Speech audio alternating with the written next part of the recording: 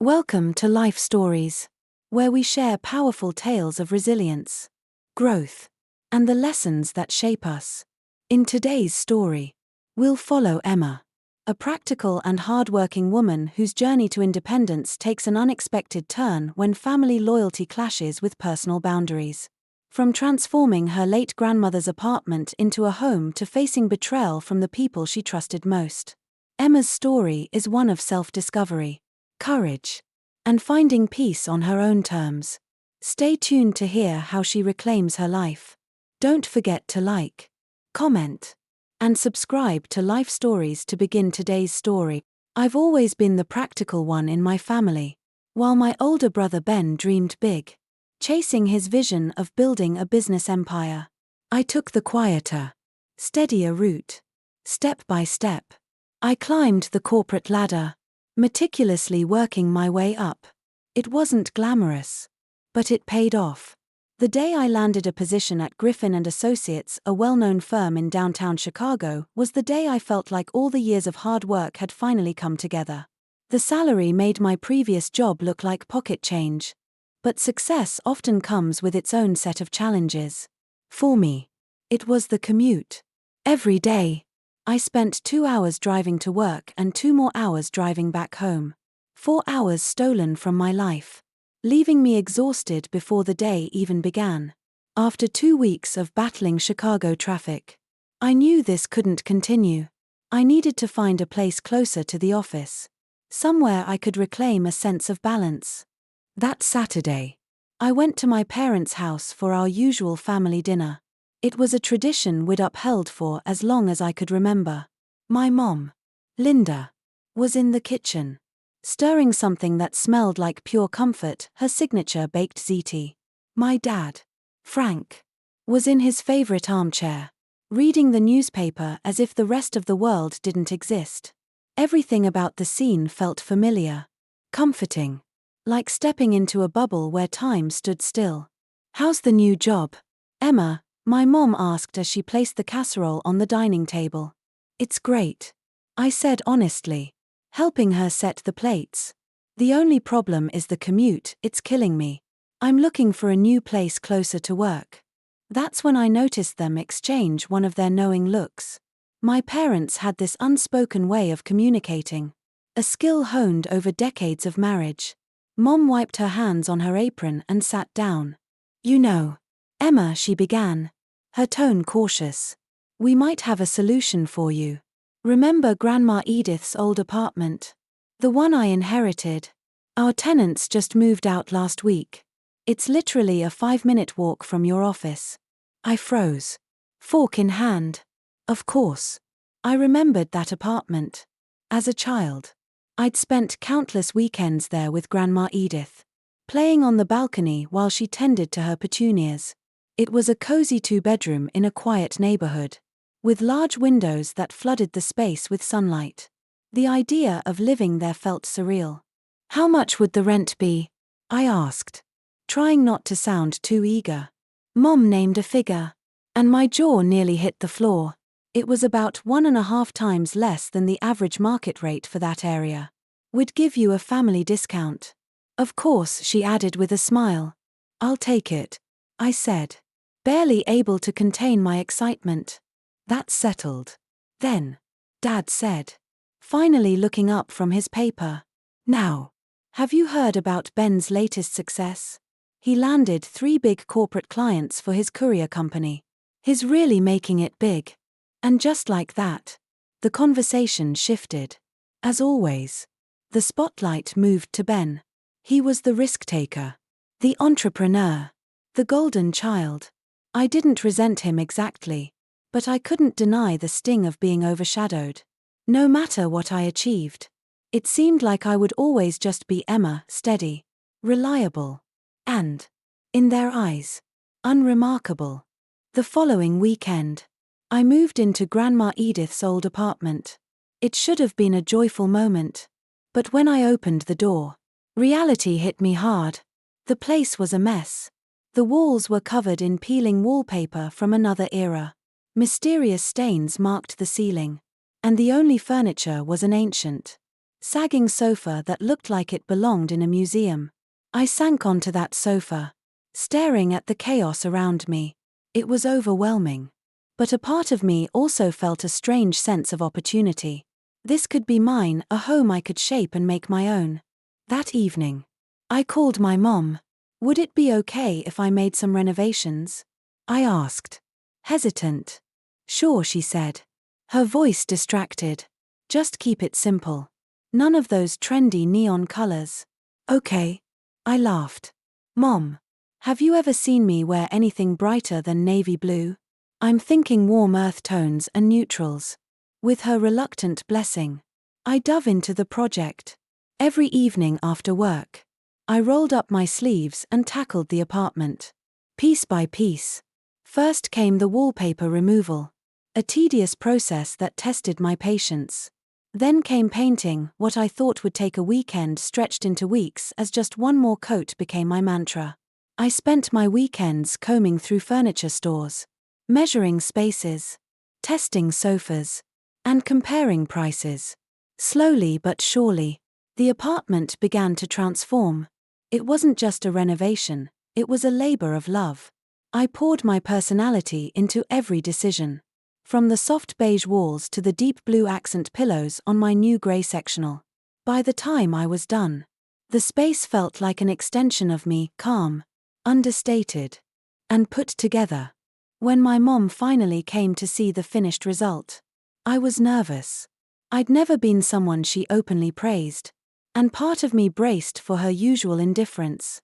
But as she walked through the apartment, running her hand along the new countertops and admiring the built-in bookshelves, she turned to me with an expression I rarely saw. Emma, she said, her voice filled with something close to awe. This is remarkable. It was such a simple phrase. But coming from her, it felt monumental. And when she hugged me, really hugged me, not the quick, obligatory kind, I realized that, for once, I'd done something they couldn't overlook. I felt a rare spark of pride that night, thinking this might be a turning point in how my family saw me. Little did I know, the calm I felt was only the prelude to a storm I never saw coming. The weeks following the completion of the apartment were some of the most satisfying of my life. Every time I came home from work, the sight of my freshly renovated space filled me with a sense of accomplishment. It wasn't just a home, it was proof of what I could do when I put my mind to something. The soft, warm tones on the walls felt like a hug after a long day. The plush grey sectional invited me to relax, and the carefully chosen dining table promised to host cozy dinners with friends. But what made it even sweeter was my mom's reaction. Her rare compliment echoed in my mind every time I looked around the apartment. For once, it felt like she saw me not just as the dependable daughter who always followed the rules, but as someone capable of creating something beautiful on her own. Still, family dynamics don't change overnight. At our next family dinner, I arrived with a spring in my step. I had big news just weeks after moving into the apartment. I'd been promoted to senior account manager. It wasn't just a title bump, it came with a substantial salary increase and the responsibility of leading my own team. For someone who had always valued stability and progress, it was a milestone worth celebrating. Mom, Dad, I said, waiting for a lull in the conversation. I've got some good news. I got promoted at work. My mom barely looked up from her plate. That's nice, dear. She turned to my dad, her voice lowering. Have you heard from Ben today? And just like that, the moment was gone. My chest tightened as the conversation veered toward Ben's latest struggles. His courier business in Milwaukee was in trouble. A larger competitor, a national chain with better technology and lower prices, had moved in, poaching clients left and right. Ben was scrambling to keep things afloat, and my parents were visibly distressed. We're going to help him, my dad announced, setting his fork down with finality. We've decided to take out a loan. I almost choked on my water. A loan? For the business? Yes, my mom said firmly. Family helps family. The phrase felt like a slap. Of course. Family helps family when it came to Ben. I couldn't help myself. Maybe it's time for him to pivot. I said carefully. If the market has changed, it might not make sense to keep pouring money into the same model. Starting fresh could be better than throwing good money after bad. The room fell silent. My dad's sharp gaze met mine. You don't understand business. Emma. You've always played it safe in your office jobs. Ben is an entrepreneur. He takes risks. The words stung more than I wanted to admit. I bit my tongue, knowing it was pointless to argue. My parents had always viewed Ben as the ambitious one, the dreamer who would make it big someday. Meanwhile, I was the safety net, the steady, reliable sibling who would never set the world on fire. The next 6 months were like watching a slow-motion disaster.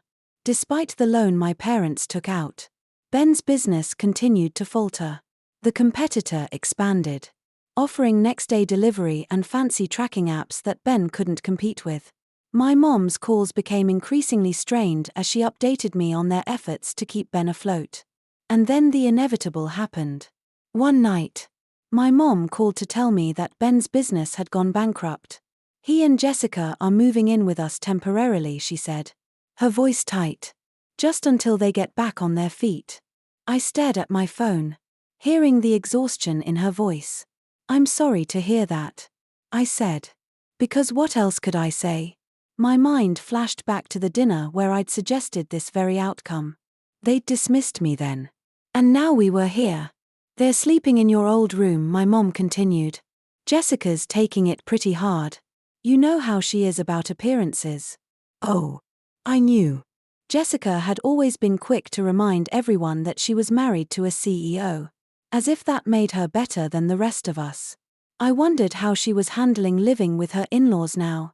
That weekend, I went to my parents' house for dinner. The tension in the air was palpable. Ben was sprawled on the couch, scrolling through his phone with the detached air of someone avoiding reality. Jessica sat perched on an armchair, her designer handbag prominently displayed at her feet. She gave me a tight smile, the kind that said she didn't want to be there any more than I did. When dinner began, Ben launched into a long, rehearsed-sounding explanation of how the business failed, not his fault. Of course. The competitors were bullies. The banks were short-sighted. And the clients were fickle. Jessica chimed in with her usual air of superiority, lamenting how unfair it all was. I couldn't hold back any longer. Competition is part of the game, I said quietly. You have to plan for these possibilities when you start a business. The silence that followed was deafening. Ben glared at me, his face a mask of frustration.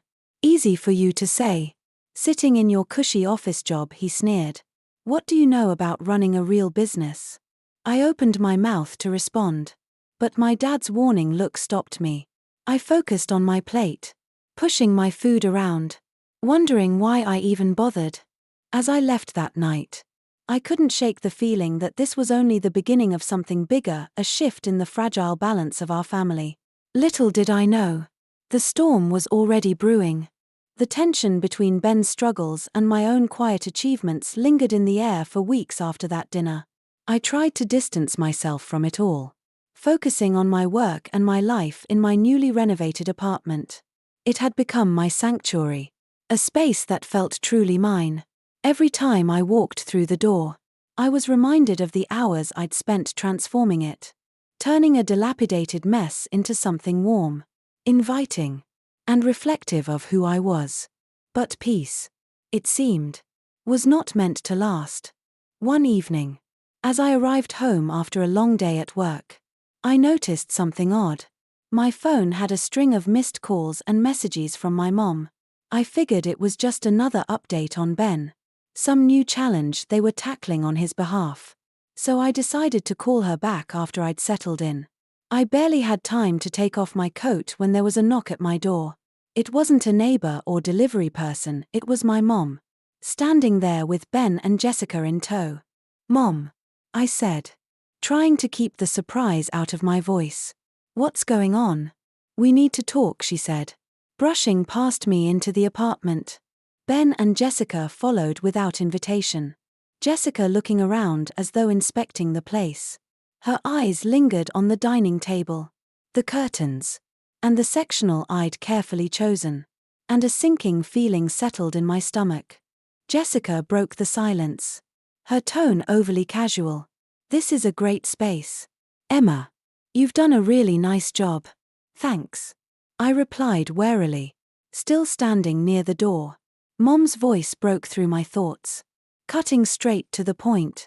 "Emma, your father and I have decided that Ben and Jessica will be moving into this apartment. It just makes sense. They need a place to stay while they get back on their feet. And this is closer to the city where Ben can restart his business." I blinked, certain I had misheard her. "Excuse me? I live here. I've put months of work into this place. This is my home." My mom didn't flinch.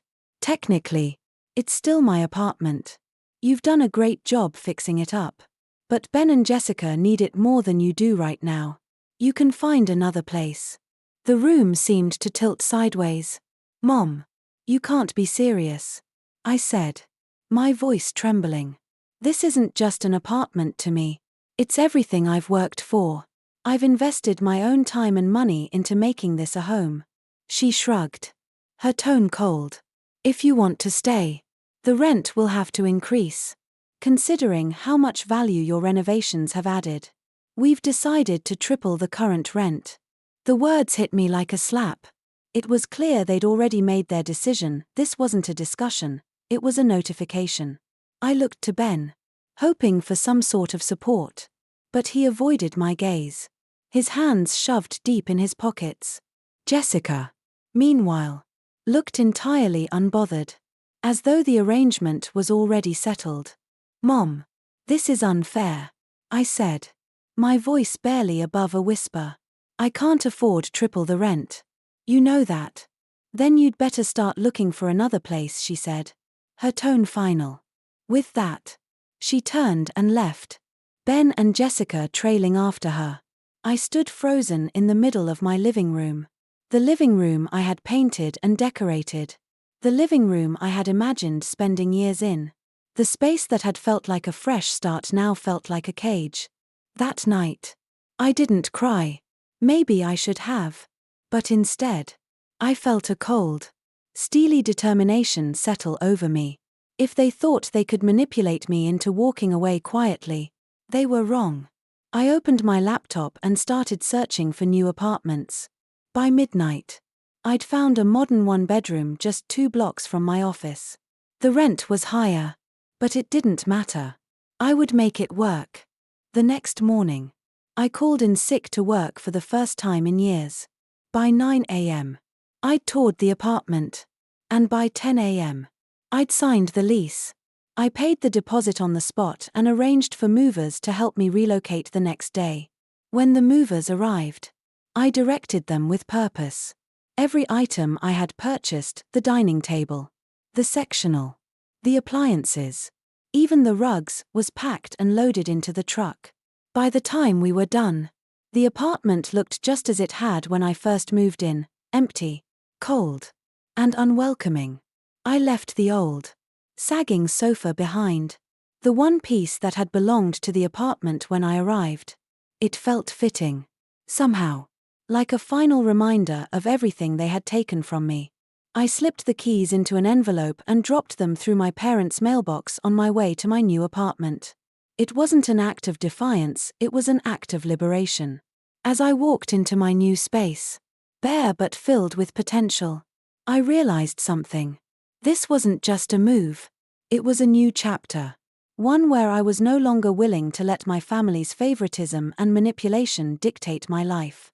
In the end, I found peace, not in the approval of my family but in the life I built for myself. My new apartment became more than just a place to live, it became a symbol of freedom, growth, and resilience. I learned that sometimes, setting boundaries isn't selfish, it's necessary. Family may be important, but love and support should go both ways. I've chosen to focus on my own happiness now. I've surrounded myself with people who value and respect me, and I've embraced a life where I can thrive on my own terms. My family's choices no longer define me, I do. Thank you for listening to my story. If you enjoyed this, don't forget to like, comment, and subscribe to Life Stories for more tales of resilience and transformation. See you in the next video.